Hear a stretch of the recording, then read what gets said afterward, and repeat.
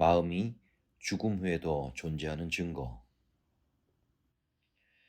이제 당신이 말하는 그 참나란 게 뭔지 대충 짐작이 갑니다. 하지만 표현하기 어렵지만 그것은 나라는 존재 그 자체를 움직이는 근본적인 힘이며 나의 모든 식수전 존재 방식을 있게 하는 근본적인 바탕이 되는 살아있지만 보이지 않는 힘 같은 존재임을 알겠습니다.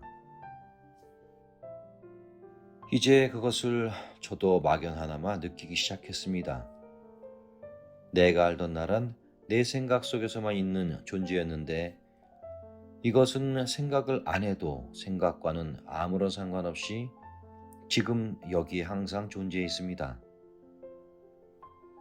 모든 게 다 이것 하나 안에 다 들어있는 듯 느껴지며 과거의 저는 마치 허구의 이야기 속 주인공처럼 이름뿐인 헛개비 나였으며 과거 내 삶은 그런 이야기 속의 환상처럼 되어버립니다.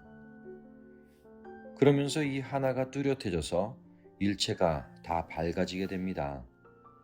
참 대단한 발견을 하게 해주셨습니다. 이제는 내가 알던 나와 내가 몰랐던 내가 다 같이 드러나는군요. 그런데 제 의문은 과연 이렇게 알게 된 내가 과연 영원히 불변하는 참다운 나라고 할 수 있나요? 이 역시 혹시 하나의 일시적인 체험이나 느낌이 아닐까요? 그래서 내가 죽으면 더불어 사라지는 그런 허상적인 존재가 아닐까 생각도 해봅니다. 제가 최근에 싱가포르에 갔다가 마린센터 수족관에서 심해에 사는 특이한 생물과 어류들을 보았습니다. 그들 중에는 생물이라고 하기엔 지나칠 정도로 괴이한 모습을 하거나 혹은 너무나도 아름다운 색깔로 지구상의 생물 같지 않은 예쁜 것들도 있었습니다. 재미있는 것은 과학적인 조사에 의하면 이들이 처음부터 이랬던 것이 아니고 사는 환경과 조건에 따라 점차적으로 몸의 어느 부분이 퇴화하거나 발전해서 그렇게 되었다는 것입니다. 그런데 중요한 것은 단 한 세대의 이들이 그렇게 변화한 게 아니고 적어도 수백, 수천 세대, 그러니까 수천 년 이상에 걸쳐서 그렇게 지속적으로 변화해 왔다는 것입니다. 그렇다면 여기서 아주 중요한 문제가 대두됩니다. 즉, 그들 속에서 무엇이 살아남아 그렇게 오랜 세월에 걸쳐 유효하게 작용하면서 그들의 몸체를 진화 혹은 대화시켰는가 하는 점입니다. 과학자들은 이것을 DNA에 입력된 정보라고 풀이하지만, 그러니까 대체 이러한 경우에 DNA 속에 입력된 정보라는 것의 본질이 뭐냐라는 문제입니다.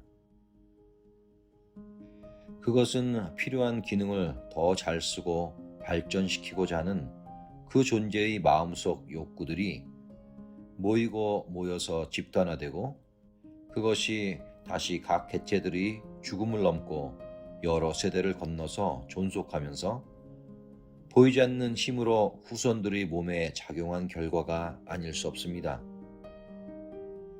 바로 이 눈에 보이지 않는 이 힘의 정체가 뭘까요?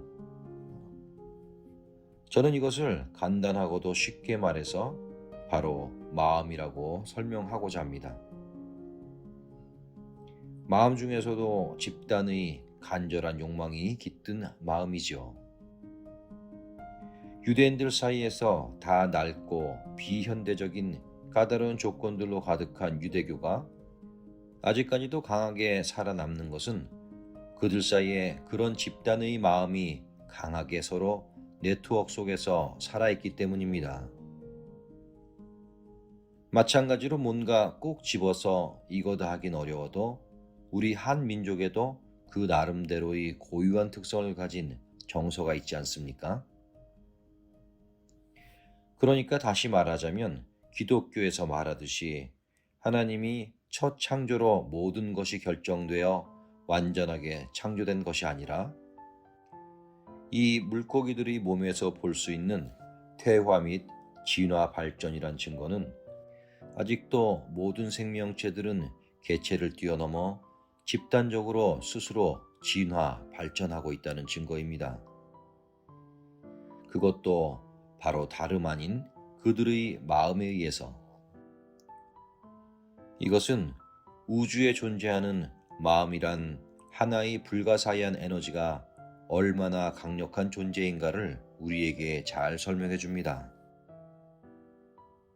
깊고 어두운 바닷속에서 별로 볼 게 없는 생물들은 눈보다는 감각에 더 예민한 발전을 했습니다. 스스로 빛이 필요한 존재들은 스스로 발광하는 세포를 갖게 되었습니다. 그 결과 눈은 퇴화되었고 빛나는 촉수가 생겨났으며 납작해졌거나 입이 커졌습니다.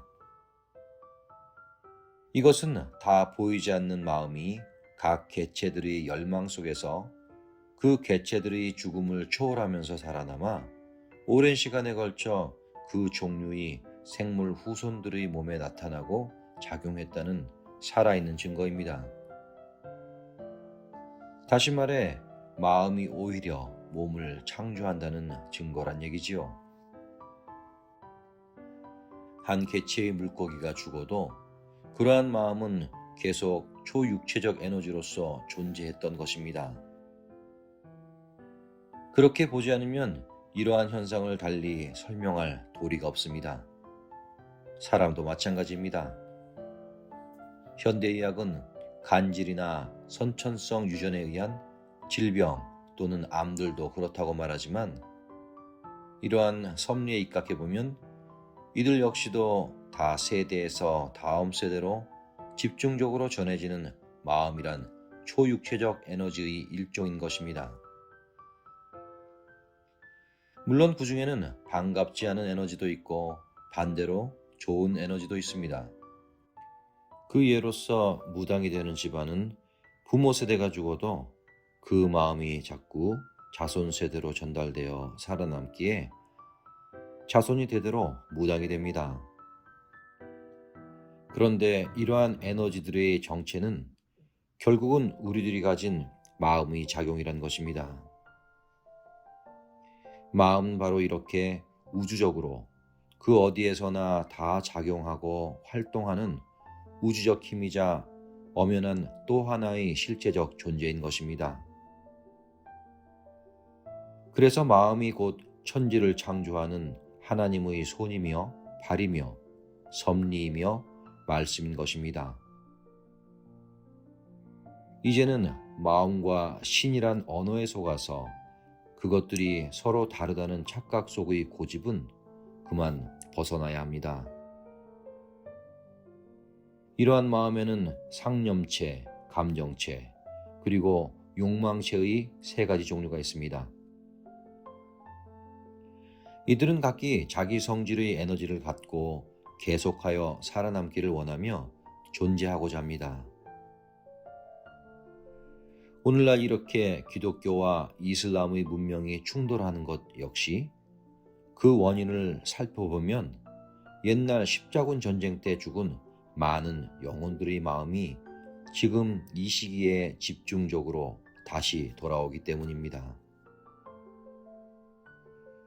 우주의 모든 사랑, 애착, 증오, 전쟁, 욕망은 그것이 창조된 집단적 존재에 의해 소멸될 때까지 계속해서 살아남습니다.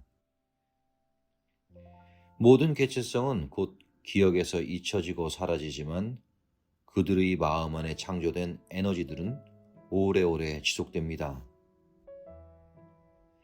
이것이 마음의 법칙이며 우주의 섭리입니다. 그러므로 우리가 이러한 마음의 지배 영역 차원에서 벗어나려면 자기가 본래 누구이며 무엇인가를 끊임없이 자각하고 마음이 창조하는 하급 차원적 심령 에너지 세계로부터 벗어나야 하는 것입니다.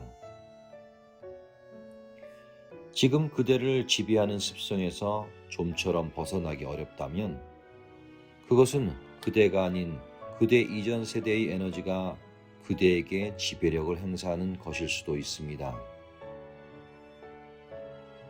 모든 존재는 육체적으로는 이렇게 독립되어 있지만 사실 진리로 보면 다 이면은 서로 연결되어 있고 단 하나도 따로 분리되어 있지 않습니다.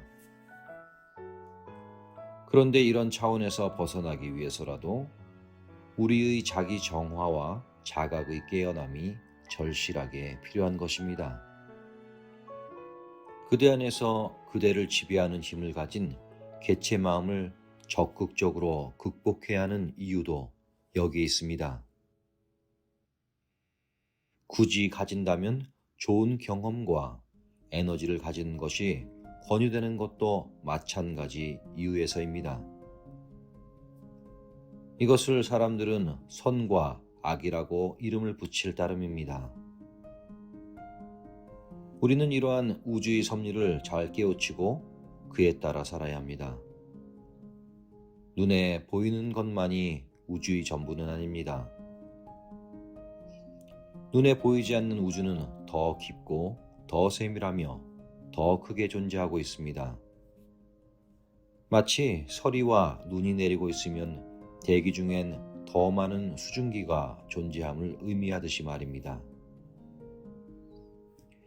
그래서 우리가 자각하고 스스로를 정화하는 것은 그대로 우주 이전의 법계, 근본 우주계를 정화하고 우주 에너지를 순화하는 것입니다. 그래서 기도를 많이 하는 것도 아주 좋은 수행의 한 방법이 됩니다. 나에게 미쳐오는 집단, 조상 마음의 좋고 나쁜 에너지로부터 나를 보호하거나 제외하거나 내 세대에서 스탑시키는 것 역시 내가 하기 나름입니다. 그러므로 모든 존재들의 마음은 이런 우주의 주변 현상에서도 볼 수 있듯이 세대를 건너 육체의 죽음 이후에도 계속해서 이어지면서 존재하는 것입니다. 이것이 당신의 육체의 사후에도 당신이란 존재 방식의 잔존 현상이 계속될 수밖에 없는 이유입니다.